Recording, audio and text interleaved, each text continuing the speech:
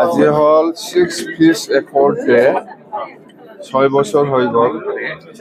এইটোকে আমি BTC government হিচাপে বড়ো সমাজৰ যিমান দল সংগঠন আছে আৰু ছেক্ৰেটাৰী সকল আছে বড়ো ফিজ একৰ্ডৰ, যেনেকে আপসু, যেনেকে NDFB আৰু বিটিসি বাহিৰত থকা আমাৰ BKWC যিমান লিডাৰ্ছ আছে বা কৰ্মকৰ্তাসকল আছে সকলোকে আমি ইনভাইট কৰি পেলাই আজি বিটিসি গভৰ্ণমেণ্টে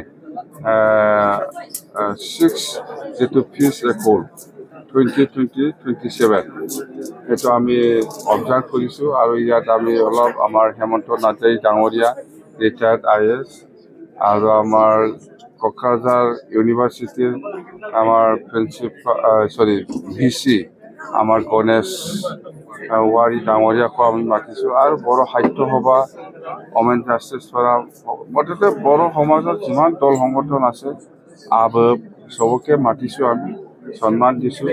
আৰু এই একৰ্ডটো কেনেকৈ হৈ গ'ল আৰু ইয়াৰ কি দফা ইমপ্লিমেণ্টেশ্যন হৈছে হোৱা নাই, আৰু আমাৰ দায়িত্ব কি, বড়ো সমাজ হিচাপে জাতিটো কেনেকৈ আগুৱাই লৈ যাব লাগে, এইবিলাক গোটেই বিষয় লৈ আমি আলোচনা কৰিছোঁ।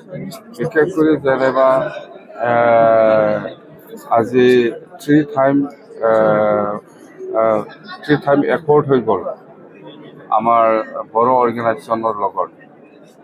তো 3 টাইম একৰ্ডৰ পিছত এই বিটিসি অঞ্চলৰ কিমান উন্নতি হৈছে হোৱা নাই, বা উন্নতি যদি কৰিব লাগে ইয়াৰ কি ইনফ্ৰাষ্ট্ৰাকচাৰৰ প্ৰয়োজন বা কি ইনভেষ্টমেণ্টৰ প্ৰয়োজন, এইবিলাক গোটেই কথা আমি আলোচনা কৰিছোঁ। নিশ্চয় আমি যেহেতু আমি এতিয়া বিটিসি চৰকাৰৰ দায়িত্বত আছে, সেই হিচাপে মই কৈছোঁ যে যিমান পাৰে মই NDFBৰ চুক্তিৰ যিটো দফা বা আপসুৰ লগত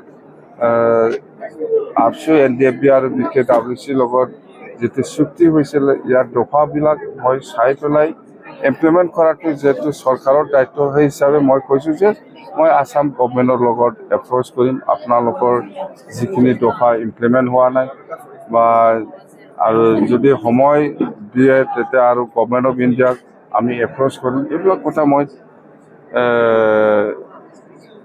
ৰাইজৰ ওচৰত মই সেইটো প্ৰতিশ্ৰুতি দিছোঁ যে মই যিমান পাৰে সোনকালে এইখিনি ক্লজ বাই ক্লজ ইমপ্লিমেণ্ট কৰিবৰ কাৰণে মই দায়িত্ব ল'ম বুলি মই কথা দিছোঁ। যিহেতু ইয়াত কৰিব নোৱাৰা ডাঙৰ কিবা নাই, দফা নাই। BKWC ইলেকশ্যন হ'ব লাগে, সমষ্টি বনাব লাগে, আৰু BKWC যিটো এল'কেশ্যন, ইয়াৰলি এল'কেশ্যন এইটো বহুত কম, এইবিলাক আলোচনা কৰিছে।